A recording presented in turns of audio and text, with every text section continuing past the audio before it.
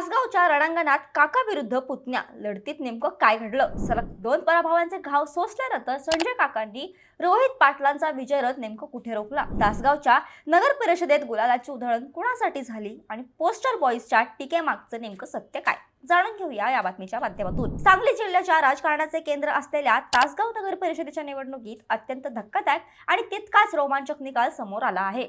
लोकसभा आणि विधानसभा अशा 2 मोठ्या निवडणुकांमध्ये पराभवाचा कडू घास घ्यावा लागल्यानंतर माजी खासदार संजय काका पाटील यांनी तासगाव नगर परिषदेच्या निमित्ताने पुन्हा एकदा फिनिक्स पक्षाप्रमाणे भरारी घेतली आहे। या निवडणुकीत संजय काका पाटील यांच्या नेतृत्वाखाली स्वाभिमानी विकास आघाडीने घवघवीत यश मिळवले आहे। त्यांनी माजी गृहमंत्री दिवंगत आर पाटील यांचे सुपुत्र आणि विद्यमान आमदार रोहित पाटील यांना त्यांच्याच बालेकिल्ल्यात पराभवाचा धक्का दिला आहे। तासगावच्या या निकालाने केवळ सांगलीच नव्हे तर संपूर्ण महाराष्ट्राचे लक्ष वेधून घेतलं आहे, कारण ही लढत केवळ सत्तेची नव्हती तर ती प्रतिष्ठेची आणि वर्चस्वाची होती। तासगाव नगर परिषदेच्या एकूण 24 जागांसाठी ही रणधुमाळी झाली होती। यामध्ये संजय काका पाटील यांच्या स्वाभिमानी विकास आघाडीने 13 जागा जिंकून स्पष्ट बहुमत मिळवलं आहे, तर दुसरीकडे आमदार रोहित पाटील यांच्या नेतृत्वाखालील शरद पवारांच्या राष्ट्रवादी काँग्रेसला 11 जागांवर समाधान मानावं लागलं आहे।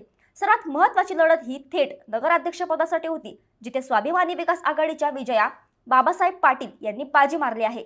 आपला नगराध्यक्ष निवडून आल्यानंतर संजय काका पाटील यांनी अत्यंत आक्रमक पवित्रा घेत विरोधकांवर हल्लाबोल केला। वाघाचं पिल्लू सर्कसवाल्यांच्या ताब्यात जाऊ देण्यापेक्षा जनतेनं ते पुन्हा आपल्याकडे सांभाळायला दिलं आहे, अशा शब्दात त्यांनी रोहित पाटील यांचं नाव न घेता खोचक टीका केली। तसंच काहींनी मला संपवण्याचा विडा उचलला होता, पण तासगावच्या जनतेने त्यांना त्यांची जागा दाखवून दिली, तर असेही त्यांनी ठामपणे सांगितलं।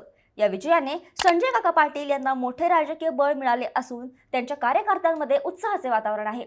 विजयाची रॅली काढत असताना संजय काकांनी पोस्टर बॉईजचा उल्लेख करत आगामी काळात त्यांचा पंचनामा करणार असल्याचा इशारा दिला आहे। तासगावच्या राजकारणात केवळ फलकबाजी करून विकास होत नाही, हेच जनतेने या निकालातून दाखवून दिल्याचं त्यांचं म्हणणं आहे। या निवडणुकीचे आणखी एक वैशिष्ट्य म्हणजे नगराध्यक्ष पदाच्या शर्यतीत भाजप, अजित पवार गट आणि शरद पवार गट अशा सर्वच प्रमुख राजकीय पक्षांच्या अधिकृत उमेदवारांचा स्वाभिमानी विकास आघाडीने पराभव केला आहे।